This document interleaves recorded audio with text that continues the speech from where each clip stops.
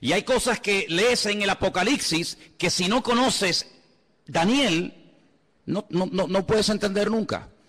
La Biblia nos enseña que en el Antiguo Testamento, en la época del profeta Daniel en Babilonia, él tuvo un sueño una noche. Y él dice que vio 4 animales que le llamaron tremendamente la atención. Dice que él vio a un león con alas. Dice que vio a un oso que estaba apoyado sobre una pata más que de otra. Luego ve a un leopardo que tiene 4 cabezas y ve a una bestia, que fue la que más le llamó la atención a Daniel. Gracias al Señor, ese sueño el Señor se lo interpretó y le dijo lo que significa. Por eso no tenemos que inventarnos nada. Simplemente ir a la Biblia y ver qué explicación le dio el Señor a Daniel sobre ese animal, esos animales. Y le dijo, mira, el león es Babilonia. Amén. El león es el imperio que en este momento tú conoces y gobierna toda la tierra, Babilonia.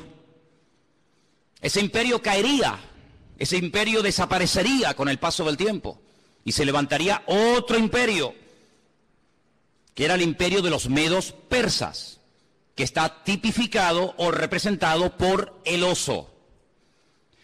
Los medos persas también caerían, desaparecerían de la escena mundial y se levantaría un tercer imperio tremendamente poderoso, el imperio de Alejandro Magno, los griegos, representado con un leopardo de 4 cabezas. Y finalmente dice que ve una bestia, no es un animal normal y corriente, es algo extraño, es una bestia, es un monstruo que dice que tiene 10 cuernos y bueno, es un animal indescriptible porque ya te digo, no existe. La historia nos enseña que Alejandro Magno cuando murió no dejó descendencia. No ocupó su hijo y posteriormente el hijo de su hijo el trono, sino que Alejandro Magno murió sin dejar descendencia. Algunos dicen que era homosexual y que nunca se casó y tuvo hijos.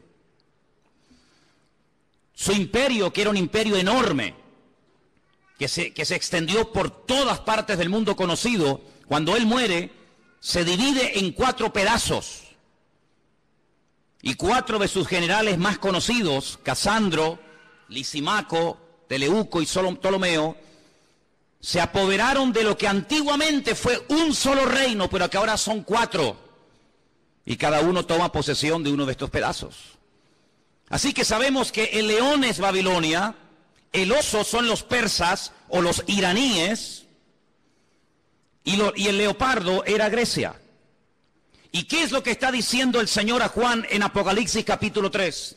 Que cuando aparezca en la escena mundial este hombre, que vamos a llamarlo el anticristo, va a tener de todo un poco. Su apariencia, su aspecto va a ser el de un leopardo, es decir, el de un griego. Cuando él se mueve, se comporta, toma decisiones, se actúa, dice que actuará como un oso, es decir, como un persa. Pero dice que cuando abre la boca y hable, se va a comportar como un león, como un babilónico. Claro, hay que ir a la historia y analizar y estudiar cómo eran esos pueblos.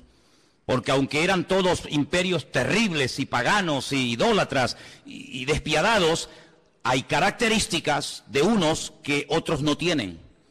Por ejemplo, los griegos le dieron mucha importancia al aspecto físico, al hedonismo, al vivir bien, al pegarte la gran vida. Pero cuidado, no eran ateos. Los griegos no eran ateos.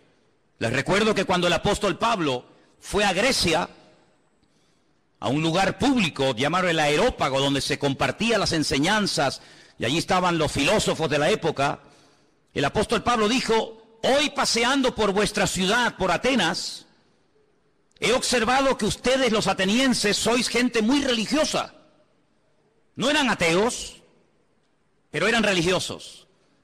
Dice que al apóstol Pablo le llamó la atención que vio un altar donde no había ninguna imagen, pero había una inscripción que decía al Dios no conocido. Es decir, por si acaso nos hemos olvidado de reverenciar o de adorar a un Dios que no sabemos cómo es, le ponemos una inscripción para que no se sienta ofendido.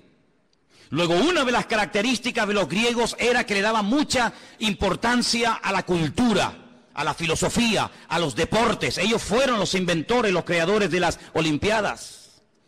Ellos le daban mucha importancia al aspecto físico. Llenaron toda Jerusalén y el mundo conocido de antaño de gimnasios. Le daban mucha importancia al culturismo, al aspecto físico. Pero también eran personas que tenían grandes problemas con la lujuria. La mayoría de ellos eran bisexuales, le gustaban tanto los hombres como las mujeres. Eran personas que no tenían ningún tipo de escrúpulos, eran personas que no tenían ningún tipo de moral, eran personas que le daban rienda suelta a cualquier impulso de la carne, con tal de que te sientas bien, lo puedes hacer. ¿Quieres ser homosexual y eso te hace sentir bien? Adelante. ¿Quieres ser cualquier otra cosa? Adelante. En otras palabras, no te reprimas. No tengas ningún recato, ningún principio moral o espiritual, sino rienda suelta a los impulsos. El anticristo será así. El anticristo no será un ateo, pero será una persona, un libertino, una persona que le dará igual lo que sea, con tal de que la gente se sienta contenta y feliz. Por eso dice que su aspecto, su forma de ser, es como la de un griego, una persona que le da lugar a la carne, al hedonismo. Pero dice que cuando actúa como un oso, como un persa. Y hermano, es interesante notar porque el imperio persa siempre tuvo algo muy interesante entre ellos, y es que siempre tenían una intención de expandir su territorio. Saben que desde hace muchos años ha estado mareando la perdiz los persas, Irán, pero una de las cosas que quieren es, siempre lo han querido y lo han dicho y no lo han ocultado, es la destrucción y aniquilación total y absoluta del Estado de Israel. Israel ha amenazado en varias ocasiones a Irán porque sabe que están construyendo armamento nuclear, no con fines, digamos, científicos, sino con fines militares. Irán recientemente dijo, si somos atacados por Israel, tenemos en este momento 80.000 misiles apuntando a la ciudad de Jerusalén y la destruiremos en cuestión de minutos, es lo que ellos dicen. Por lo tanto, aunque aparentemente es una persona pacífica y educada y con una cultura tremenda, por otra parte, en su corazón es una persona que le gusta la guerra. Dice la Biblia, recuerden, la semana pasada cuando hablamos de este personaje, dice que él cambia de religión.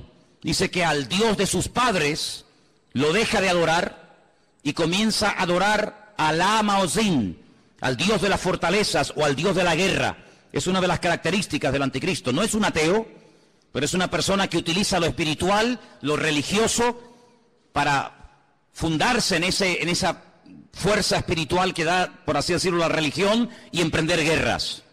Todos sabemos que muchas guerras se han emprendido y las que faltan en nombre de Dios o en nombre de la religión. Los protestantes han matado gente, los católicos han matado a gente. No hay ni una sola religión que no esté manchada de sangre. Todos han utilizado el nombre de Dios.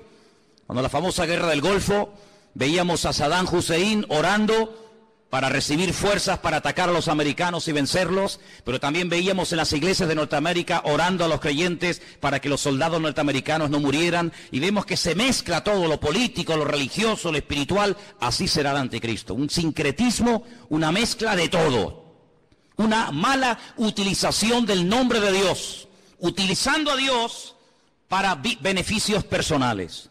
Pero dice que cuando él habla como un león, es decir, será un ser arrogante. Los babilónicos, si algo tenían que les caracterizaba, era la arrogancia, la soberbia.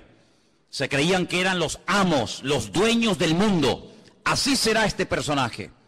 Pero este personaje del cual hablamos la semana pasada, que es la primera bestia, la que sube del mar entre las naciones, de los pueblos, de entre los gobiernos, tendrá el apoyo total y absoluto de otra bestia que vamos a ver sus características. Apocalipsis capítulo 13, versículo 11.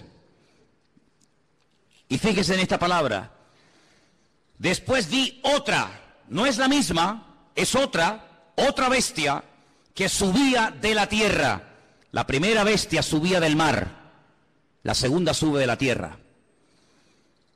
Tenía 2 cuernos semejantes a los de un cordero, pero cuando hablaba hablaba como un dragón. Jesús dijo en cierta ocasión que de la abundancia del corazón habla la boca. ¿Cuántos dicen amén? Su aspecto es un cordero, pero en cuanto abre la boca sale toda la basura que tiene dentro y se da a conocer lo que realmente lleva: maldad y muerte por todas partes. Dice que ejerce toda la autoridad de la primera bestia en presencia de ella. Hace que la tierra y los moradores de ella adoren a la primera bestia cuya herida mortal fue sanada. Versículo 13. También hace grandes señales, de tal manera que aún hace descender fuego del cielo a la tierra delante de los hombres. Versículo 14. Engaña a los moradores de la tierra con las señales que se le ha permitido hacer en presencia de la bestia, mandando a los moradores de la tierra que le hagan imagen a la bestia que tiene la espada, la herida de espada, y vivió. Se le permitió infundir aliento a la imagen de la bestia para que la imagen hablase e hiciese matar a todo el que no la adorase. Verso 16.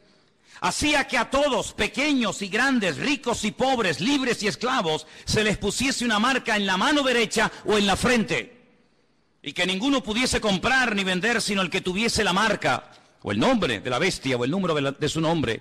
Dice, aquí hay sabiduría.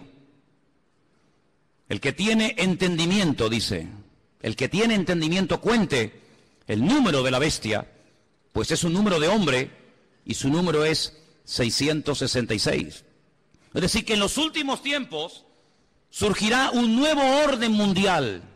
El mundo no será como lo hemos visto hasta el día de hoy, donde cada uno hace lo que le da la gana y cada uno gobierna. No. En los últimos tiempos habrá un nuevo orden mundial dirigido y capitaneado por un presidente mundial que tendrá una fuerza militar, económica y política increíble. Y a este personaje se le conoce vulgarmente con el nombre del anticristo, el que se opone a Cristo, el que quiere suplantar la figura de Cristo. Pero tendrá a una persona que la Biblia lo llama, fíjense qué curioso, falso profeta. Si analizamos toda la Biblia, vemos que la figura de los profetas era algo muy importante. La Biblia está llena de verdaderos y auténticos profetas. Daniel, Jeremías, Isaías, Habacuc, Sofonías, Malaquías, cientos de buenos profetas. ¿Qué era un profeta? Un profeta era un hombre de carne y hueso, como cualquiera de nosotros, con una comunión con el Señor tremenda, que a través de sueños o de visiones o por voz audible recibía mensajes del Eterno, recibía mensajes del Señor para transmitirlos al pueblo de Israel, para que de esa manera el pueblo no pecara, para que de esa manera el pueblo no terminara adorando a otros dioses, para que el pueblo supiera en todo momento lo que tenía que hacer y lo que no tenía que hacer. Un profeta era una bendición para el pueblo. ¿Por qué? Porque era el nexo que unía al pueblo con Dios y a Dios con el pueblo. Era la persona que hacía la función de la boca de Dios. Cuando Dios quería decirle algo al pueblo, hablaba a través del profeta. Pero dice la Biblia, y la Biblia está llena de ejemplos de falsos profetas. Hay capítulos enteros en Jeremías, en Ezequiel y otros libros que nos hablan acerca del daño tremendo que hacían los falsos profetas. Por ejemplo, la Biblia dice que cuando las tropas del rey Nabucodonosor habían rodeado la ciudad de Jerusalén, había falsos profetas que decían, tranquilos, no pasa nada, no se preocupen, vamos a ganar la guerra. Nabucodonosor va a ser derrotado, se va a cansar y se va a marchar a su tierra.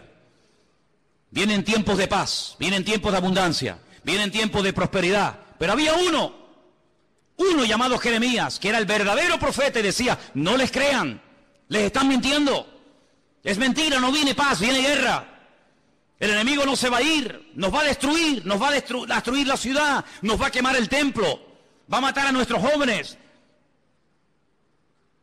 Siempre hubieron falsos profetas que engañaban al pueblo, siempre había falsos profetas que venían supuestamente en nombre de Dios, y la gente lógicamente en muchas ocasiones le hacía más caso y prestaba más atención a los falsos profetas que a los verdaderos profetas. ¿Por qué? Porque el falso profeta decía lo que el pueblo quería oír. El verdadero profeta muchas veces iba en contra de la voluntad del pueblo. Por eso a la mayoría de los profetas los terminaban matando. ¿No dijo el Señor: Jerusalén, Jerusalén, que matas a los profetas y apedreas a los que yo te envío? ¿Cuántas veces quise juntar a mis hijos como la gallina junta sus polluelos y no quisisteis? La ciudad de Jerusalén pasó a la historia como una ciudad que mataba a los profetas. Porque los profetas confrontaban, los profetas hablaban claro, los profetas no eran aplaudidos, eran gente odiada. Era gente que muchas veces tenía que vivir totalmente dependiendo del Señor porque los querían matar, los querían torturar y querían taparles la boca a cualquier precio.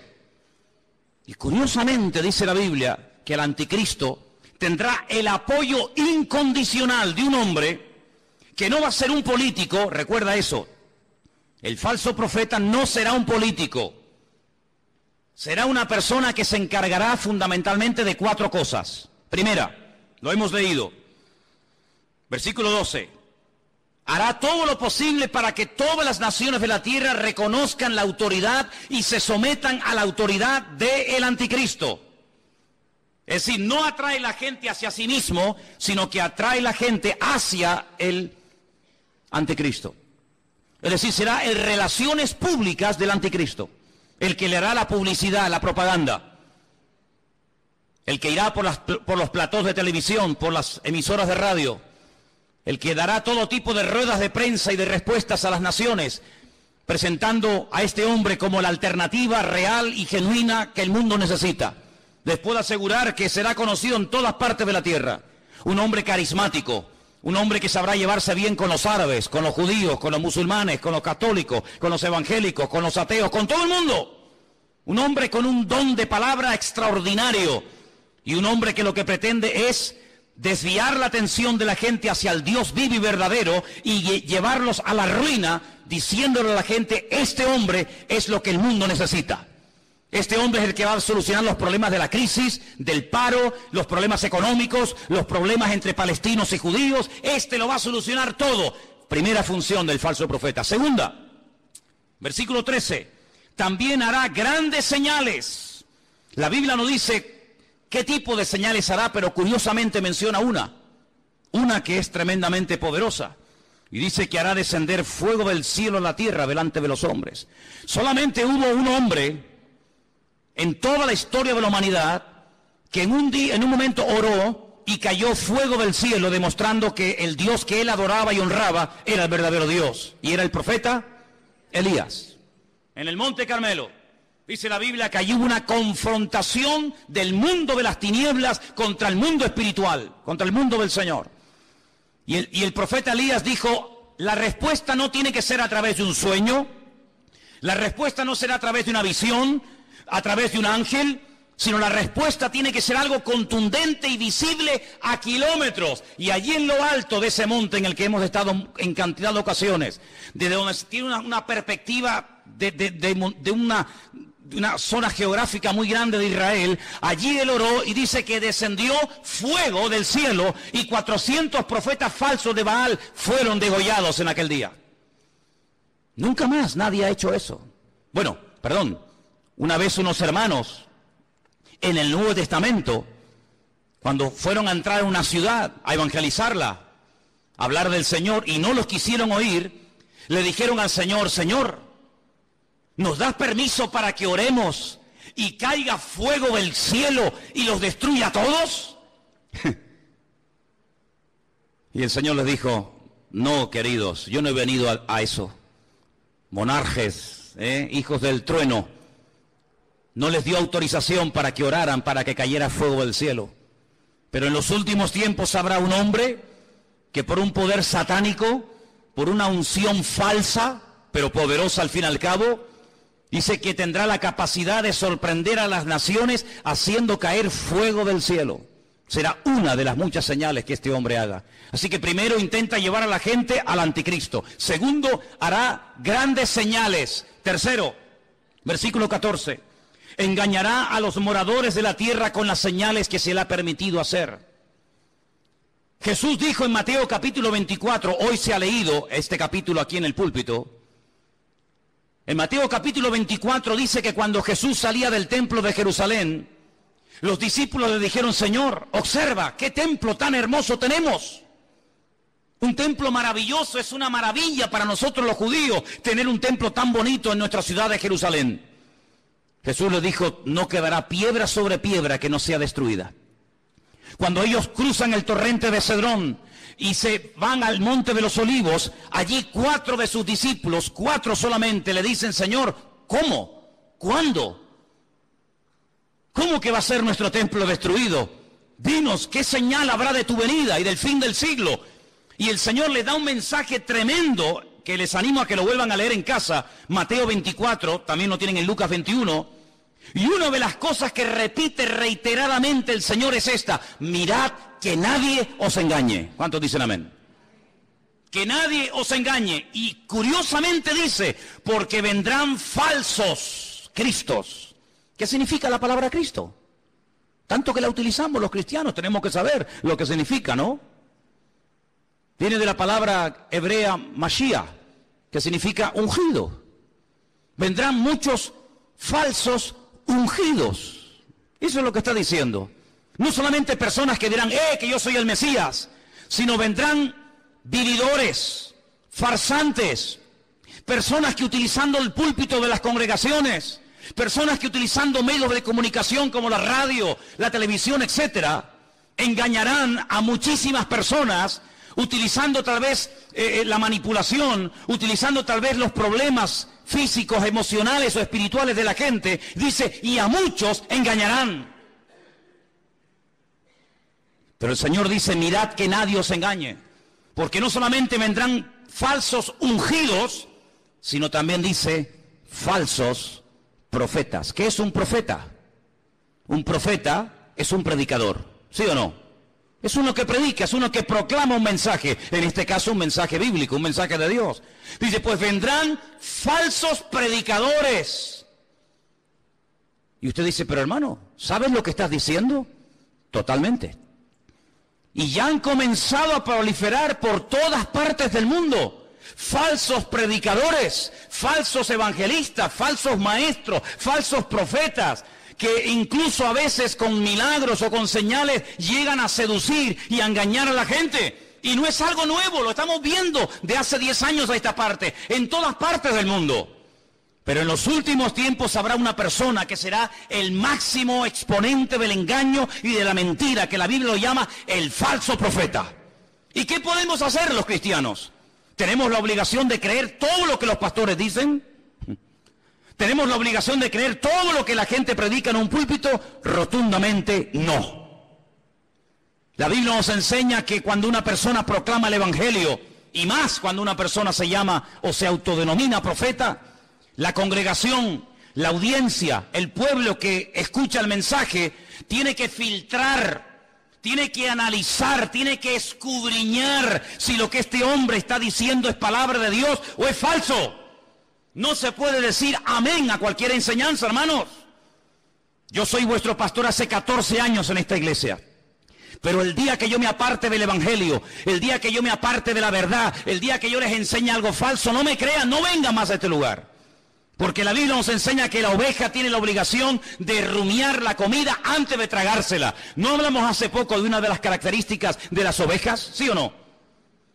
¿Y cuál es una de las características de la oveja? Que es un animal rumiante. ¿Y qué es un rumiante? Un animal que primero mastica, mueve la comida, la saborea, la prueba, y luego después de haberla masticado bien, se la traga. Y esa es una de las características que tenía que tener un animal limpio para poder ser ingerido. El Señor dijo que tenga pezuña y que sea rumiante. Y el Señor quiere que tú seas, permíteme la palabra, un rumiante. Una persona que diga: un momento, te he oído, he prestado atención, he tomado buena nota. Perfecto. Déjame analizar a través de las Escrituras si lo que tú hoy nos has enseñado, si la palabra que nos has traído es bíblica o es mentira y es falsa. Dice la Biblia que cuando Pablo fue a la ciudad de Berea, ¿os acordáis? Dice que los judíos de la ciudad de Berea escucharon a Pablo durante varias semanas, durante varios días de reposo en la sinagoga, compartir la palabra. Pero dice que eran gente más noble que los de Tesalónica. ¿Por qué dice la Biblia que los judíos de Berea eran diferentes a los judíos de Tesalónica? Dice, porque ellos comprobaban cada día en las Escrituras si las enseñanzas que el apóstol Pablo le daba a la congregación eran palabra de Dios o no eran palabra de Dios. ¿Cuántos dicen amén? Por lo tanto, hermanos, yo siempre les he animado, siempre les he dicho, y lo seguiré diciendo cada día, que ustedes tienen la obligación de escudriñar las Escrituras, de conocer la palabra de Dios, de no tragarse todo lo que oigan, de no tragarse todo lo que vean y oigan en internet, de no decir amén a todo, de no abrir su corazón a cualquier ministerio, de no dejarse ministrar por cualquier persona que aparentemente tiene palabra, hace milagros, señales y prodigios, pero alto, la Biblia nos enseña que el falso profeta no solamente será un tremendo predicador, un tremendo orador increíble, sino que además será una persona que su ministerio, entre comillas, estará caracterizado por señales, milagros y prodigios. ¿Qué te parece? Pero ¿sabe qué? En el versículo 13 dice que este hombre hará grandes señales, grandes señales. Usted tiene que prestar atención a esas señales. ¿Por qué? Porque no toda señal es evidencia de que le está dando gloria y honra al Señor y que esa unción viene de parte del Señor si no sabe Dios de dónde viene. El falso profeta se diferencia del anticristo en tres cosas muy importantes. Primero, su procedencia es diferente.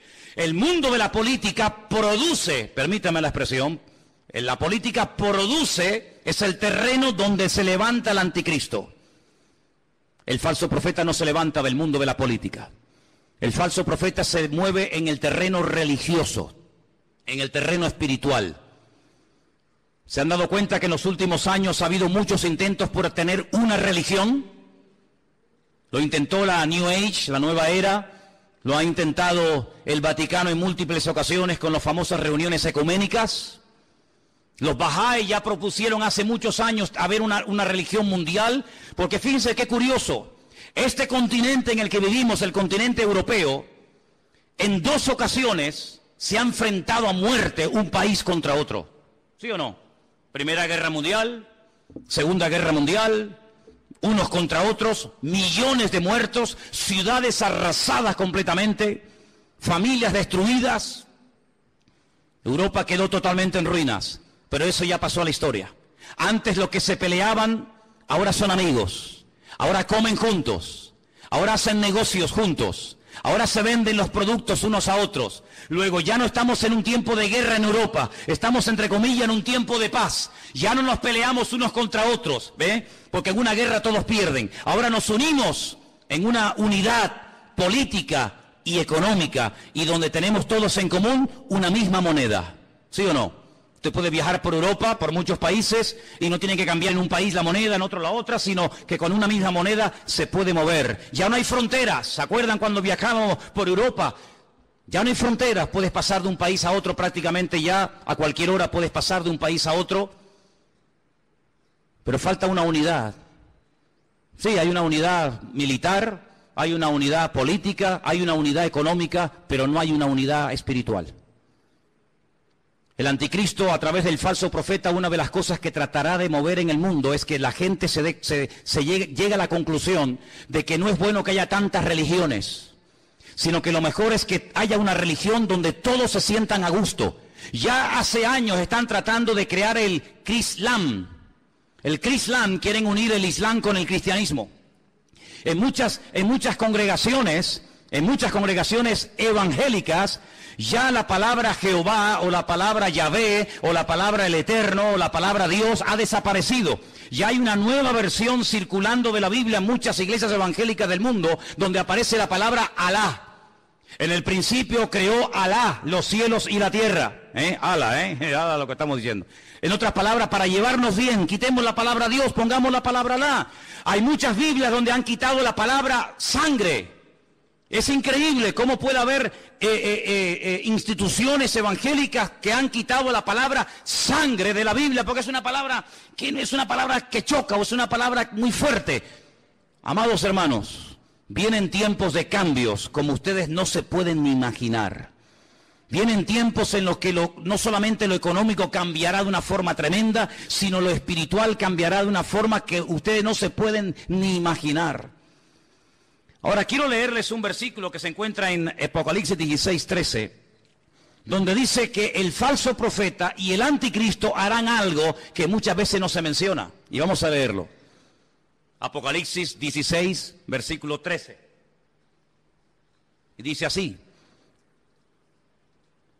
vi salir de la boca del dragón, Satanás, de la boca de la bestia, el anticristo, y de la boca del falso profeta, 3 espíritus inmundos a manera de ranas. Son espíritus de demonios que hacen señales y van a los reyes de la tierra en todo el mundo para reunirlos a la batalla de aquel gran día del Dios Todopoderoso.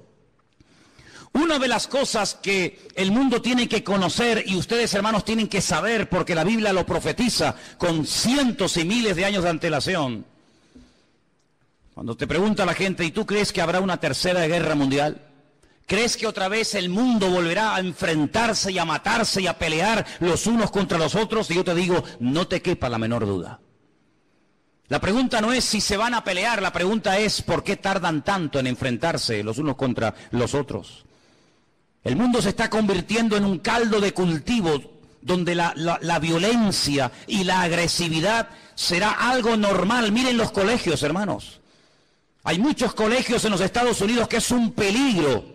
Porque cuántos niños, cuántas docenas de jóvenes han entrado armados a un colegio y han asesinado a cantidad de compañeros. Amados hermanos, la violencia va a ser una de las características de los últimos tiempos. Habrá violencia en la sociedad, violencia en el tráfico, violencia en las iglesias, violencia en los parlamentos, violencia por todas partes. El Señor Jesucristo dijo que Él vendría, pero antes de que Él viniera, los tiempos en los cuales viviríamos serían como los días de Noé. Y cuando uno observa la generación en la que le tocó vivir a Noé, no era una sociedad pacífica. Cuidado, era una sociedad tremendamente avanzada para la época en la que vivía. Fijaros lo que querían construir. En la época de Noé se quiso construir el edificio más alto del mundo, un zigurat, una torre que llegara al mismo cielo, a la misma presencia de Dios, con el objetivo de demostrarle a Dios que a través de la tecnología de la época, el hombre era capaz de desafiar al mismo Dios y de llegar a su presencia no a través del medio establecido por Dios, sino a través del medio de la mente humana. La tecnología puesta al servicio del mal. ¿Piensan ustedes que el anticristo y el falso profeta no echará mano de la tecnología de la época para engañar y meterse en miles y en miles y en millones de hogares? No les quepa la menor duda. No les quepa la menor duda. Así que en los tiempos de Noé, no fue como en los tiempos del diluvio. Bueno, fue en los tiempos del diluvio, no fue como en los tiempos de la Torre de Babel. En los tiempos de la Torre de Babel, la Biblia nos enseña que Dios no destruyó a la humanidad, sino que la separó y la confundió. ¿Por qué? Porque habían aprendido un secreto tremendo. ¿Cuál fue? La unidad. Se unieron para lo malo. Sin embargo, en el tiempo del diluvio, se mataban los unos a los otros. El anticristo sabe perfectamente que la unidad tiene un poder tremendo. Por eso él lo que intenta es unir religiones, unir filosofías, unir diferentes estilos de vida para llevar a este mundo a la ruina y a la destrucción total. Una de las cosas que el hombre ha intentado y lo está consiguiendo desde los tiempos de la Edad Media es desterrar la palabra Dios, la palabra Biblia, del vocabulario del ser humano. Hoy en día se oye hablar muy poco de Dios, muy poco de Biblia. ¿Por qué? Porque los hombres a lo largo de la historia han intentado destruirse los unos a los otros. Pero el objetivo final del diablo es destruir a Dios, quitar a Dios del vocabulario de la gente. ¿Y qué es lo que hace el falso profeta? Levantar al anticristo para que lo adoren a él. Y no es la primera vez que un hombre reclama honra y gloria para sí mismo. No es la primera vez que un César, que un faraón o que cualquier persona ha intentado levantarse más alto que Dios y matar y asesinar a todas aquellas personas que no lo apoyan y no lo reconocen. Una de las cosas que hará el falso profeta es algo tremendo. Dice que marcará, sellará a la gente. Ahora, esto no es nada nuevo. Si ustedes leen esta noche tranquilamente en casa el capítulo 9 de Ezequiel, recuerden, Ezequiel capítulo 9, ustedes se van a dar cuenta que el Señor, antes de ir a la ciudad de Jerusalén y permitir que las tropas enemigas la destruyeran, Él dijo, ponle una marca a mis hijos en la frente y en la mano, para marcar, hacer una diferencia entre el que cree y en el que no cree, el que es mío y el que no es mío. Y dice la Biblia que marcaban a la gente en las manos. El anticristo, el diablo, que es un imitador de la obra de Dios, lo que intentará es marcar a la gente como si fueran animales. Ya hablamos la semana pasada de ese famoso microchip, un sistema muy interesante, muy moderno, que intentará facilitarle la vida a la gente, sobre todo a la hora de comprar, a la hora de vender, a la hora de viajar, no perder el dinero, tener en todo momento encima tuyo todos tus datos económicos, tus datos de vacunas, etcétera, etcétera. Ese microchip ya existe. No es una ciencia ficción. Los animales, los perros, me imagino que en Suiza será igual.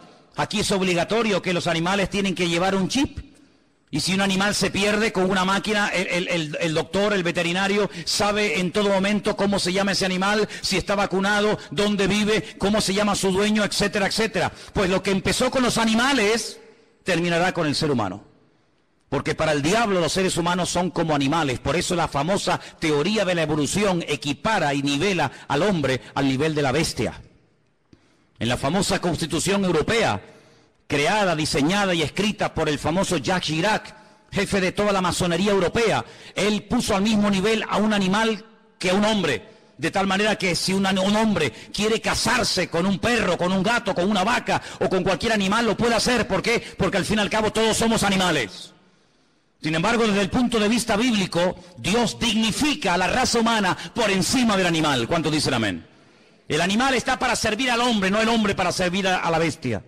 Pero en los últimos tiempos Satanás intenta marcar a los hombres como si fueran animales y les cierra las posibilidades de poder comprar, de poder vender, de poder buscarse la vida si no te dejas marcar. Pero esa marca, esa especie de microchip indeleble, invisible, que no molesta, que está ahí dentro y ni te enteras que está, también permite en todo momento tener a la población mundial